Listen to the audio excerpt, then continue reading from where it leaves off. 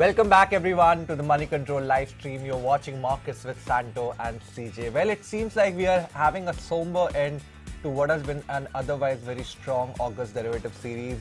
We are closing out the session, it seems, in the red territory at this point of time. The Sensex have turned into the red zone after staying in the green territory for most of the session, Santo. Well, hold your horses, CJ, because it just changed from green to red a short Yeah, while it back, seems and, like it's and a as very easily probably it could change from back green to red. Yeah, we will red have to to probably wait for the closing bell to know ultimately where we go. But it seems like a very muted end to what has been an otherwise very strong series for the market, for the bulls in particular.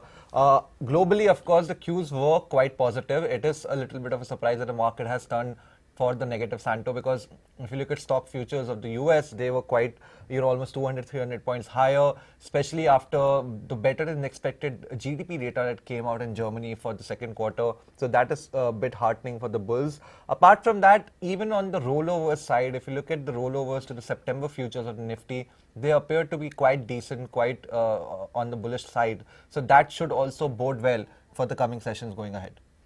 Well, CJ, yes, at this point it does look as if the market is more likely to trend higher, I would say, than it going down. Yeah.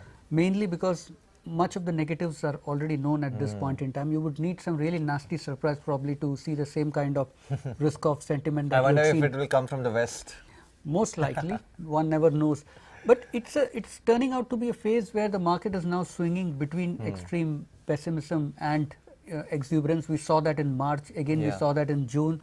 So most likely we could see another round of that perhaps, but it's always, I think, for some time the market is likely to move likely to be very range bound.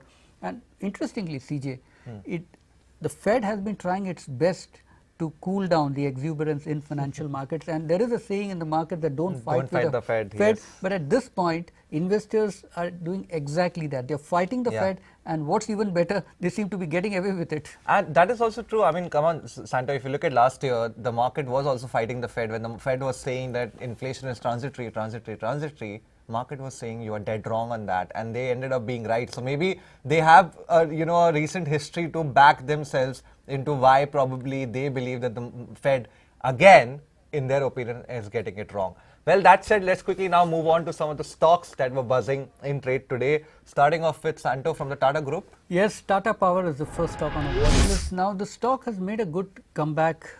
Again, it had touched about 300 odd some months back, then fallen all the way back to around 200 levels, but it's been inching up. It's managed to hold pretty steady, not seen the same kind of run up like what we had seen last year. Yeah. Now, at a recent analyst meet, the company has given some very aggressive guidance numbers to analysts. It's targeting a fourfold increase in PAT over the next few years, and also stiff projections for return on equity. Now, brokerage house IIFL is of the view that quite a few things need to fall in place for the company to be able to deliver that, and most importantly, the amendment in the Electricity Act, which then probably could open up opportunities for Tata Power in the distribution and renewable energy space. Besides that, IIFL has also cautioned that valuations don't exactly look cheap at 24 times 1 year forward earnings, because a lot of structural issues in the sector still persist, and majority of Tata Power's earnings are still coming from coal. So those are big concerns, and that's why IIFL has kept a price target of 206 for the stock and has a reduced rating. Well, Santo, even I was going to Kotak's report of Kotak Equities report of on Tata Motors after the analyst meet, and they, of course, they have a sell rating on the stock, and they were of the opinion that so far there is no evidence to suggest that they can meet the ambitious targets that they have laid out. Now, I think my disagreement here would be that yes, the coal business has been driving the earnings performance over the past 2 to 3 years, but I think going ahead is the renewable business that will take center stage for the company. They have made a lot of investment, they have got a lot of equity investment as well into that business, and I think going ahead, the reason the management is so ambitious and optimistic is because they probably are expecting renewable energy adoption to be fast tracked, given the way everything else is going, in the traditional energy space over the past 1.5 years. So I think from management point of view, from investors point of view, renewables will remain the big bet going ahead, and I think that is what something that probably the valuations are also reflecting, and that is why probably a company like Tata Powers is now available at 24 times PE, largely because of the growth trajectory that it can offer. I mean, if you can get a company at that sort of a price, which can, you know, almost quadruple its, or is promising to quadruple its PAT over the next 3 to 4 years, I think no investor would probably mind doing that. Apart from that, the next trigger for the company, of course, would be the listing, eventual listing of the renewable energy operations that has been in the, you know, market chatter for a long time. People were waiting for a value unlocking. That value unlocking has happened with the investment that has come in earlier this year. But I think going ahead, the eventual listing of that business could prove to be the next catalyst for the stock, Santo. Well, CJ, you know, the stock had peaked just around the time or immediately after the announcement of the renewable energy deal, the stake which was picked up by the Middle East firm. But at the same time, CJ, most analyst reports around that time also mentioned that the deal kind of fairly values Tata Power's renewable energy business. So that upside almost has been factored in. So not sure how much the stock could further rally, at least in the short term. I think, yes, Santo, I think probably now the rally probably, as I always say in the past also, the hope rally is done for. It's now about the execution and delivery that will probably drive the stock going ahead. Well, another stock that probably there is some build-up of hope happening is Polycab India. Now, this is one stock that had seen very bullish rollovers today in the F&O segment, so which is very good if you're looking at it from a short-term point of view. But I think overall, if you look at Polycab India and the entire consumer electronics space, I think the bet right now in the market is that the festive season would probably be a very good kicker for demand for these sort of companies going ahead. You talk about Havells, you talk about, you know, other such companies, and Polycab, given the sort of earnings performance that the company has given the sort of resilience that they have shown in terms of their operating metrics, I think clearly it remains one of those sought after bet, because if you look at institutional activity also in Polycab, it's been very, very rich over the past few years since the time the company got listed. Now, brokerage firm Jefferies not so long ago had initiated coverage on the stock with a buy rating, and Jefferies' major investment theme or, you know, thesis for Polycab was that going ahead, if the real estate cycle recovers and the capex cycle recovers, a company like Polycab would be an automatic beneficiary of that. And I think that is what a lot of long-term investors will be playing at when they look at Polycab India. Well, CJ, the first half of the year typically seems to be slightly weak for companies like Polycab, and the June quarter numbers were not all that exciting. But if you look at the stock, there still seems to be good strength in it, which means that investors are willing to take a bet on this company. Most importantly, the company has been able to maintain its operating profit margin at a time when most sectors are actually grappling. Look at Havells, and Havells had taken a beating on its margin front. So clearly, it's to the credit of Polycab. Yes, so more things seem to be going in Polycab India's favor at this point in time. So I wouldn't argue very strongly against that. Next stock on a watch list is Delta Corp. Now the stock is making is making some kind of a comeback after that hammering, which saw it almost halve in price from around the start of the year, or around April. I think it was from April to June with the stock actually. That was also the time I think Mr. Jhunjhunwala was also probably paring his stake in the company. That was one of the reasons. Now, good comeback here, comeback of sorts, but at the same time, the overall uncertainty about the imposition of GST on gambling and gaming revenues, that's still not clear. That could surface any time. So that I think probably could kind of cap the upside. And also, let's not forget that one of the strong mascots for the stock, the late Mr. Jhunjhunwala, that was one of the factors which was driving sentiment for the stock. In the absence of that, it remains to be seen how much the stock can rally from here. Well, Santo, I think the GST issue for Delta Corp has almost become like the cigarette tax issue for ITC, right? You know, every year there are concerns, and every year if it materializes, of course, the stock takes a beating. If it doesn't materialize, then you have a huge amount of short covering on the counter. As far as GST concerned, I think going by the current number of GST revenue collection on a monthly basis, given the fact that we are sitting almost on a monthly basis, we are sitting at record highs, I think the risk of that rate being increased seems a bit low.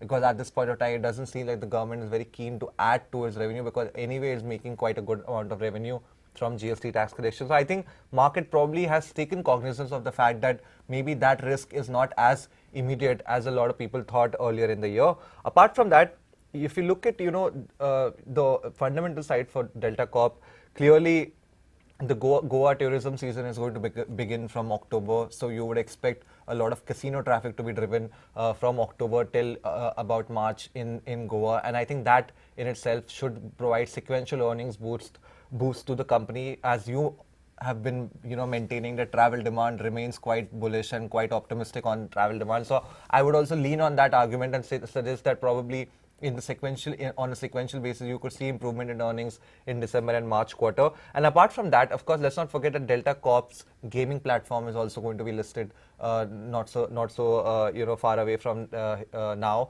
And I think that is one platform that could probably drive the re-rating that the stock has been craving for so many years, because that is a high growth business, a vast addressable market, and there seems to be a long growth trajectory. So clearly there are a few triggers out there for the stock to justify the recent gains that we have seen. CJ, when the company had announced the possible hive off of that its gaming session, of that gaming arm coming out with a IPO, market was pretty tepid to it. I recall that. I think Santo, it happened at the same time when the entire stake sale from Jhunjhunwala, as well as the doubts over GST, because at that point of time GST meetings were upcoming and there were a lot of conversation that the committee might look at or consider the GST rate hike that people have been talking about.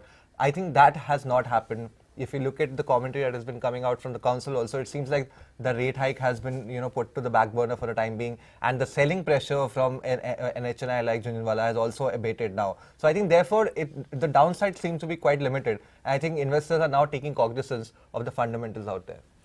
Well, next stock on our... Yes, one stock that I, from the auto packet, this is one stock, Santo, that I think you were a little optimistic on in the past, and this is Balkrishna Industries. Now, very interesting report from Kotak Equities today. Balkrishna, of course, it's an auto ancillary, it's a diversified play, but has feet in the auto ancillary space, also in the agricultural space, and Kotak is of the opinion that the stock's outlook going ahead appears a little hazy because of the exposure to the European continent. Now, Europe has been hit by droughts all across. If you look at Western and Southern Europe, there have been major droughts that have been reported in that continent. And clearly, Balkrishna Industries agriculture business has a lot of exposure to that geography. And therefore, the earnings performance from here on could take a beating for the company. While Kotak does expect that margins should recover, on a sequential basis because raw material prices have come down, Santo, but they don't expect it to be too good of too big of a sentiment booster for Balkrishna Industries, largely from the fact that if demand is under pressure, then the company will have to pass on those, the reduction in raw material prices to the end consumer so that volumes can pick up. So overall, if you look at Kotak, they have retained their sell call on the stock, and at this point of time, they're expecting a downside of as much as 21% in the stock over the next 12 months. So clearly, I think things are not looking so great as far as Balkrishna Industries is concerned. Well, the stock has been struggling for quite some time. In fact, since November, when it had touched the high of 2700, it's been steadily sliding. Yeah, it's down. Given almost 600 rupees from that high. Yeah. So around 20 to 22% down. And also, if you look at the first quarter earnings, the margins were clearly under pressure, and yes. it does. And the price action in the stock also seemed to suggest that maybe this kind of weakness could continue for some more time, and that's why probably you could see the stock underperforming in the near term. Well, last stock on our watch list this afternoon is Mphasis. Again, in a meeting with analysts recently, the company has said that deal win momentum as well as the deal pipeline at this point in time appears to be quite strong. And according to brokerage house MK, the weakness in offshore mortgage orders, if you recall, the mortgage business, because of rising interest rates in the US, the demand for mortgage has kind of come down. The housing industry there has been under a bit of pressure of late. This apart, there also the company has spoken about deferment of certain initiatives by some of its clients, and also some furloughs. Some of its clients have been implementing furloughs. So all these factors could lead to some bit of near-term weakness in the stock price on the company's earnings, but MK is bullish on the stock. It said these are just near-term blips, and overall the strong deal win momentum and the strong build-up in deal pipeline should help the company emerge stronger over the longer term, and has a buy rating on the stock with a price target of 2800 rupees. Well, Santo, I think I have to agree with MK, because within the mid-cap IT space, Mphasis has been one of those outperformers in the market, and going ahead, given that even after June quarter, the commentary of the management seemed quite quite decent. The deal pipeline remains quite strong. I think recently Money Control had itself done an article. One of our reporters had done an article about talking to industry experts and how the deal pipeline and the outlook is for the over the next 18 months. And the unanimous answer is that it's still very strong. So if you take all of that into account, and also the fact that there is some hope that margins could recover sequentially going ahead, aided by a possible drop in attrition rate and wage bill, I think Mphasis looks like a decent bet at this point of time in the mid-cap IT space. I will not be surprised if you could see some interest, a revival of interest in the stock in the coming months. Well, and what is it that we are keeping an eye out for, CJ? I think, Santo, before we look at the market and also what is on the horizon, a dramatic reversal, CJ. Yeah, it 114 points down on the Nifty. Exactly. I mean, look at the Nifty 50. Clearly, some bit of unwinding of long positions is happening ahead of the closing bell on the market. Now, the mid-cap space is also turned into the red. So clearly, it's a market-wide sell-off that we are seeing right now. Probably only the small cap space is the only one, if I'm not wrong. The Nifty Small Cap 100 Index is still in the positive territory, so 0.4% higher. So clearly, it seems like the F&O names are the one that are driving this sell-off at this point of time. Santo, one of our viewers, actually Funny PG, wanted to know what are our thoughts on some of the fertilizers named like GNFC and Deepak Fertilizers. Now, you have in the past talked, quite glowingly about fertilizer names, and I have been a little cautious on them. What do you think? GNFC in particular has been very tricky because the stock has been very volatile. It suggests some kind of momentum trading out there. The fundamentals have been quite strong. The stock has been underperforming for a very long time. It's only in the last few quarters that suddenly the stock seems to have come on the radar of institutional investors. FIs too have increased exposure to the stock, and yet you're seeing a lot of volatility. Sharp rise, fall, then rise. So longer term, probably, I think purely based on fundamentals, it looks like a steady bet, but only if you're able to stomach the volatility. And for many investors right now, it seems to be some kind of a strategic bet and they're trading in and out of it. I think, Santo, in the near term, I think recent developments that are happening in Europe are probably going to be a good sign for a lot of fertilizer names out there. Today, a lot of fertilizer stocks were actually buzzing in trade, largely because some plants or suppliers, for global fertilizer suppliers, have issued force majeure or shut down their plants because of lack of energy at this point of time that Europe is going through, the energy crisis that Europe is going through, and that overall is boosting fertilizer prices at the international level, and you would expect that to trickle down at domestic level as well. But my only concern remains on the demand side at home, because with a very erratic monsoon that we have seen, even though it has been a good monsoon, but it has been very erratic in terms of geographical distribution. And I think there could be some bit of issues with respect to demand from certain states. How that reflects now in the September quarter earnings and December quarter earnings, that remains to be seen. But I think overall, the market at this point of time seems like it's quite bullish on the fertilizer space, Santo. Well, and what do we keep an eye out for, CJ? Well, Santo, the US weekly initial jobless claims data will come out later in the evening. So that is something to keep an eye out on. Of course, every US economic data now has become very, very important ahead of the Jackson Hole Summit that will be starting tomorrow. So that will be another event that markets has been preparing itself virtually for the past this entire week. So clearly, two big events happening, one data point and of course one summit that will start tomorrow. And apart from that, now that the expiry is done, it'll be interesting to see how traders take their positions in the futures and options segment tomorrow morning, whether we see some bit of long build-up happening or do we see some bearish positions being taken. It'll be interesting to watch out for that. Well, with that, it's a wrap on this edition of Markets with Santo and CJ. Thanks as always for watching, and please do let us know about your feedback about the show in the comment section below. And as usual, guys, keep following us on the social media links that you can see at the bottom of your screen. And for the rest of your financial news, stay tuned to moneycontrol.com and download the Money Control app. We'll catch you again live tomorrow morning at 9 a.m. Till then, have a great day.